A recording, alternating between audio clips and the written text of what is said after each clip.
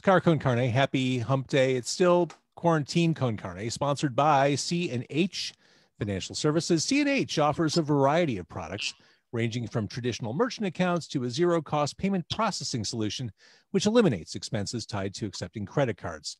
C&H also offers cost-effective commercial lending programs to help get your business the money it needs to make it through these unprecedented times. To learn more, contact C&H Financial Services at 855-600-2437 or go to chfs.us. I'm James Van Osdell, and my guest today, he is a social media content creator. He is well known in the space, as they say. Actually, I don't think they say that at all. He is Parker James. Hi, Parker. Hey, how you doing? I'm great. And what's interesting, there are more people following you on TikTok than there are people in the state of Wisconsin. I don't even think about stuff like that. But when you say it like that, that's pretty crazy. And you don't even have a water park like they have in the Wisconsin Dells. No, I know. Don't you think I need a water park by now? A log ride, a lazy river, any of those things would be delightful. Actually, you're in Texas, definitely. Right? I mean, lazy river sounds lovely down there, I bet. Oh yeah, especially when it's 115, plus humidity. It's not a dry heat like they say in Arizona. Oh no. So do you get hung up on numbers? Do you look at that stuff? I realize that's a measurement of your brand and that's basically your commerce, but it seems kind of like a weird thing to dial into. I'm up 15 today. I'm down 20. Was it something I said? A lot of stuff. Yeah, you do got to really keep an eye on your numbers, see what makes your community and the people that follow you very, happy. So you gotta keep an eye on that. Let's say you post a video and it just does absolutely terrible. You're like, okay, maybe I shouldn't do that, or maybe I should push this a little bit differently and see how it does. So you do kind of got to work on it, but you just always got to try to better yourself, because there's no way then forward. You just got to keep going forward. So. I think about Spider-Man a lot, Parker. But the great line, with great power comes great responsibility. In this truly bizarre, weird, kind of awful time, you've been a touchstone of sorts for Gen Z. Yeah. I've heard the comments. I've read the comments. The content you create, which is wholesome, it's goofy, it's fun, it's ridiculous. It really has connected with people and has been kind of a beacon for people who are struggling right now. Yeah. Have you felt a shift in the way that your fans, your followers have been connecting with you or responding to you during the pandemic?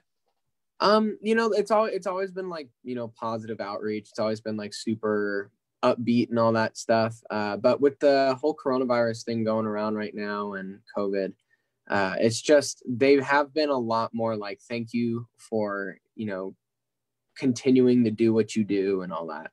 So it has been a lot more, stress put on me, but I'm totally open and willing to take that stress if it makes people happy. At that point, it's not really stress. It's just my job, so I'm willing to, care for those people that want it, and I'm willing to supply, You use the word community. Doing what you do, being a social media based content creator, I think the area is a lot more gray between creator and consumer than it is with television or film. You have, they feel like they know you, and in some respects they do. Does it feel gray to you? Does it feel, is it a natural thing for you? Yeah. I've always been, I haven't really been, like introvert. I've always been extroverted. So, talking to people and just making them know that, like, hey, I'm here, I'm here for you. I'm totally cool. I feel that's a big, important part of being a social media influencer. There's a lot of influencers out there that do think they are, larger than life, which I made sure that I would never, no matter how big I get on social media, I would never become that Hollywood superstar persona to where I'm completely unreachable. I would always want to be personable and positive with everyone, because I'm just a dude, just like just some other guy or girl or whatever, so. you mentioned the word influencer, and I think people of a certain age, they just don't get it. But to me, what you're doing is no different than being a musician, being a writer, anyone in the arts who's creating content and profiting or generating revenue from it. You create content, people consume it. That's how that works. But it is interesting. It's almost an age divide of people who get what you're doing. But I mean, I'm of a certain age, not your age, but I'm making content in my house, and people are consuming it. So I perfectly understand what you're doing. You're doing it at a much higher, much more advanced, much more successful level. But I get it. But I'm sure you've noticed there's some head scratching going on with people. There's a cutoff. Yeah. Don't get the whole notion of being an influencer. You know, like even like friends' parents, they don't understand what I do. And, you know, it's fine. You know, not everyone was raised growing up around social media and influencers. So when this older generation, let's say like Gen X, they didn't grow up with social media as much as the current generation. So when they see that they're making all this money and making themselves, you know, brandable, is kind of hard to kind of grasp. So I can probably guarantee you in the future, there's going to be kids doing stuff that I myself, probably in my 50s, are going to be like, what the heck? Like, how does that even make any sense? You know, so it kind of goes like that. And I don't blame them, but at the same time, it's just like, hey, it's what I do. And if you don't understand it, I'm sorry. I don't really know how to explain it that well. Your career path, I think a lot of creative people have similar inspiration. You had a teacher once who said, you'll never make it as a content creator. To me, that's how stars are born. Whenever someone in that role says, you're not going to do this, you can't do this, that right there is inspiration to turn around and say, oh no, I got this. I'm going to do this. That was when she said that, it was, you know, it was a time in my life where I've always kind of struggled with school. School has never really been my thing. You know, I would like to say that I'm a good student, but there are times to where just like mathematics, for example, I just can't do it that well. It's just not my thing. Numbers, letters, I'm a little bit dyslexic and probably have a little bit of ADD, but so school doesn't really come that easy to me. So there was one day it was like my athletics backed up my math. So I would always be very tired. And I guess I dozed off a few times in math class. And then she was just very rude and just not very understanding of what students go through, because students do go through a lot. And she said, I said something like, yeah, well, I'm not coming here next year because I'm going to be an influencer. And she's like, yeah, no, you're not. And I'm like, oh, okay. Yeah, just watch. And I am where I am now. And don't really think about the teacher that much anymore, to be honest. But you hear that kind of stuff, you think, well, no, screw that. I'm going to do that. Yeah, definitely. I was like, okay, okay. I'm just going to prove you wrong and then completely forget about you. So let's talk about the career trajectory, because this isn't a traditional career path.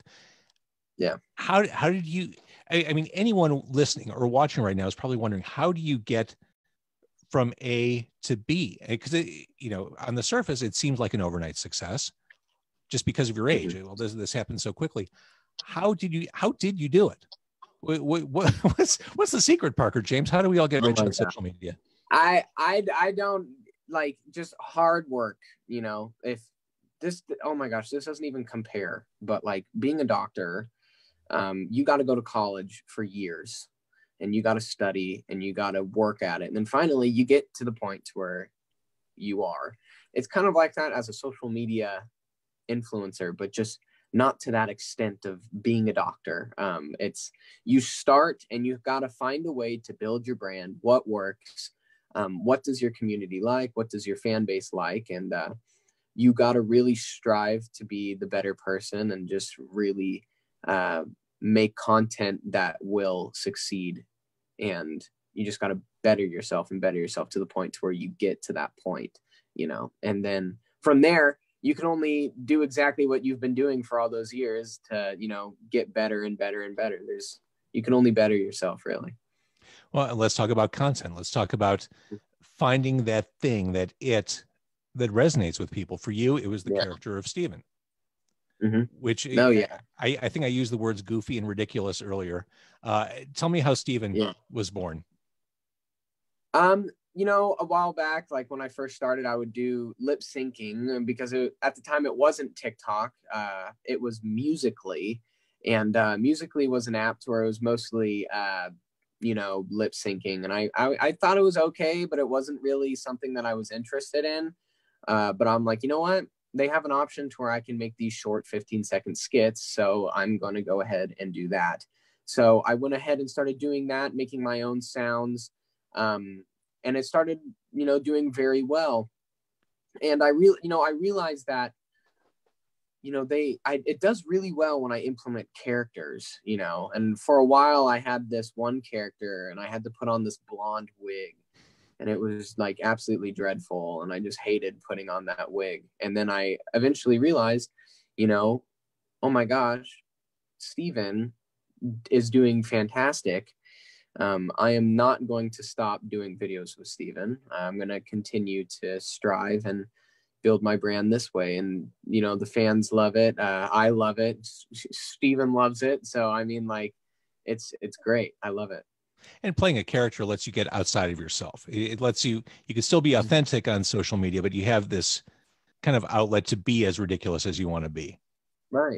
Right. Absolutely. You know, StEvEn is a little bit of everyone, you know, like I'm pretty sure the normal human being would love to sit on their bed, watch movies and eat cookies all night and then complain about how the cookies weren't like as exactly what they hoped they would be, you Parker, know. that was the first month of quarantine.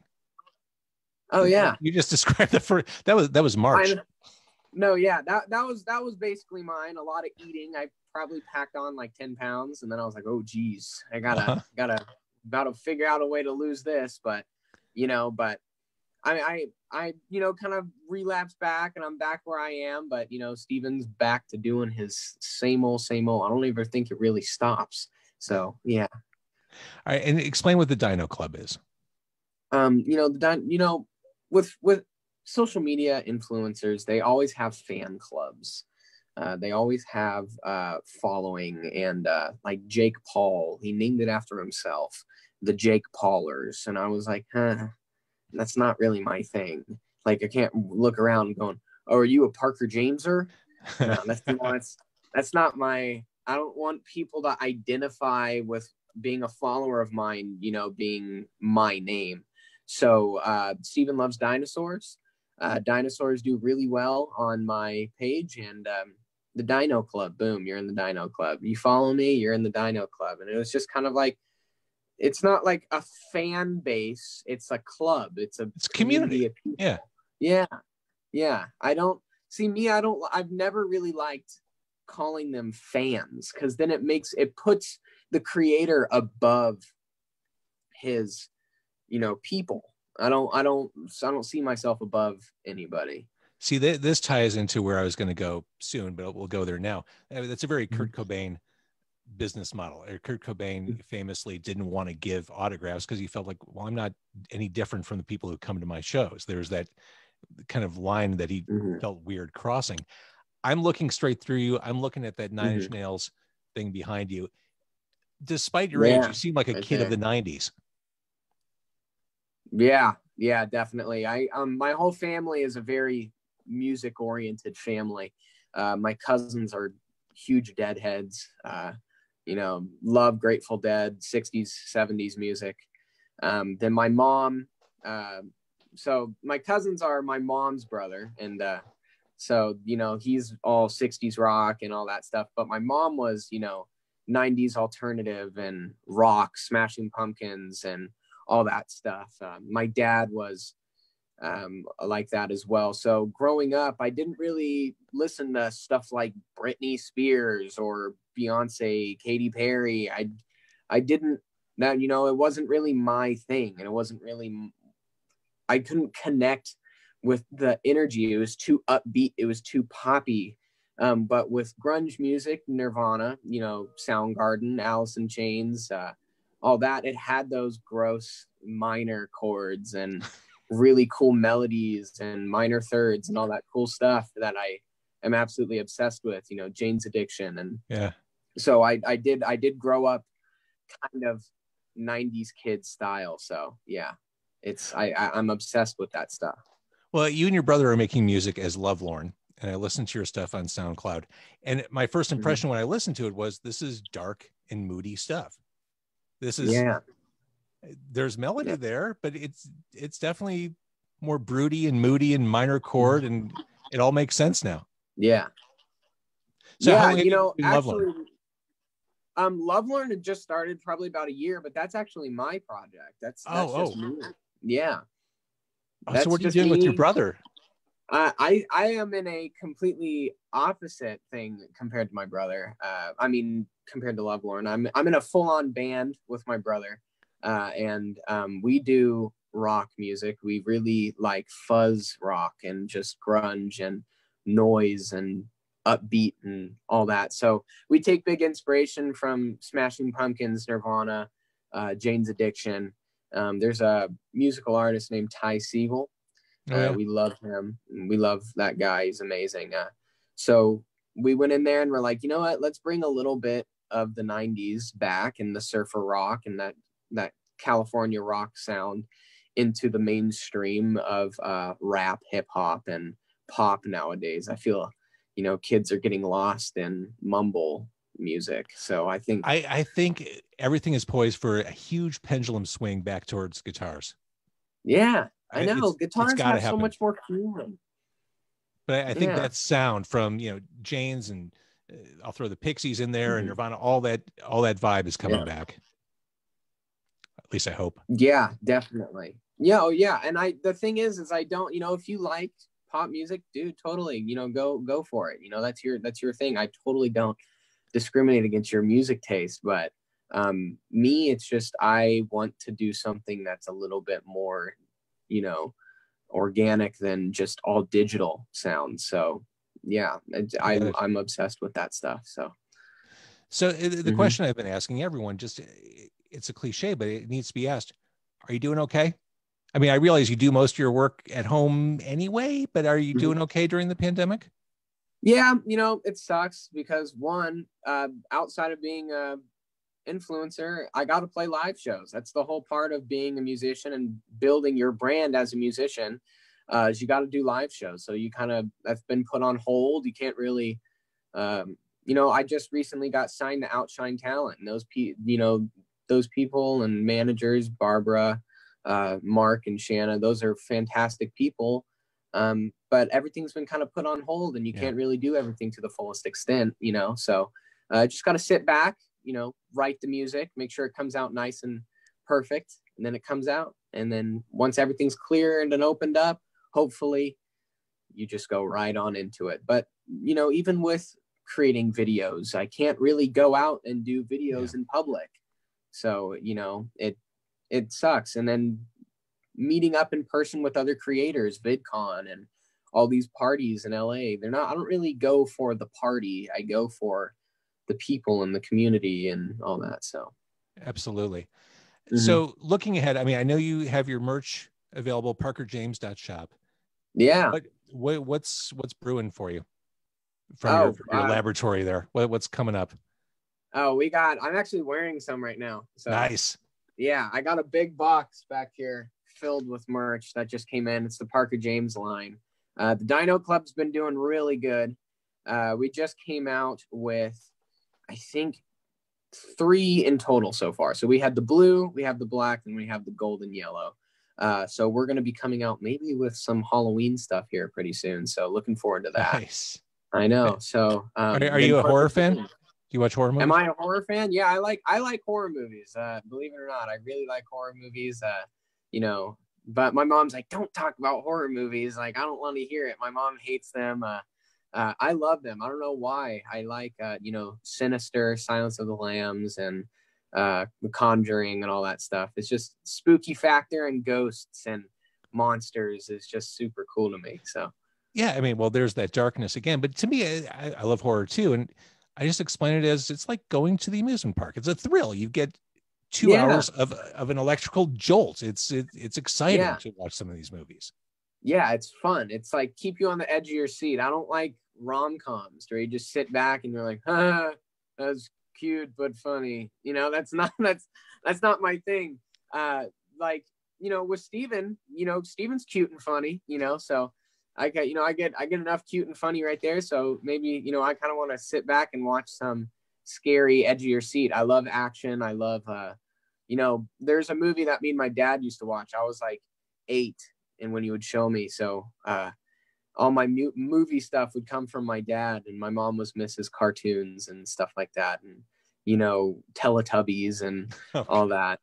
My dad, we would watch Born Identity. Yeah. It was a really good movie series, and went from there to Taxi Cab and all that stuff. So I'm a really big movie guy. I like vintage movies and stuff. So I always felt like Teletubbies had something very sinister underlying. oh yeah, Yeah, I never felt there's right. something going on there. Yeah, it's a little twisted. Yeah, All there's right, so something going on there. if people want to keep track of you, TikTok is probably the best place. Although you're on Instagram, you're on YouTube, Twitter, you are all over the universe. You're unavoidable. You are ubiquitous. You're ever present in our lives. Yeah, yeah. I'm on pretty much everything at this point. When, like I said, when I got signed with Outshine Talent, Mark and Shanna are like, so so Barbara, I talked to Barbara too. She's absolutely amazing. They're just a great group of people. And I told them, I'm like, yeah, I'm on TikTok and Instagram. They're like, what about YouTube? I'm like, no, not really. And they're like, what the heck are you doing? So they set me up on YouTube. They also got me involved on in there on Snapchat.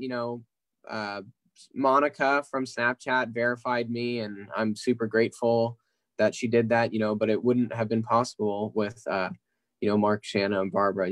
I sit there and I listen to them on the phone calls with these business meetings, and I hear them talk, and I'm like, how the heck do you know this stuff?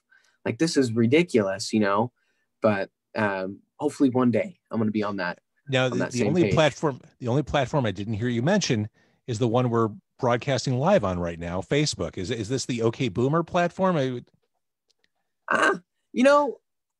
used to play Farmville when I was like 8. Farmville was fun. My mom was obsessed with it. But yeah, I go on Facebook. I have a Facebook, I have a Twitter, but don't really post as much on Facebook as every other platform out there. All right. Well, this will be a bold thing for you today. Being Oh yeah, yeah. yeah. I'm gonna promote it on everything else though. That's for sure. Right on. Well, I appreciate you. I admire what you've been able to do, and really, the bottom line, and one of the reasons I wanted to talk to you, it comes down to community, fostering, supporting, and engendering community. When social media works and is done correctly and used as a force for good, it's pretty cool.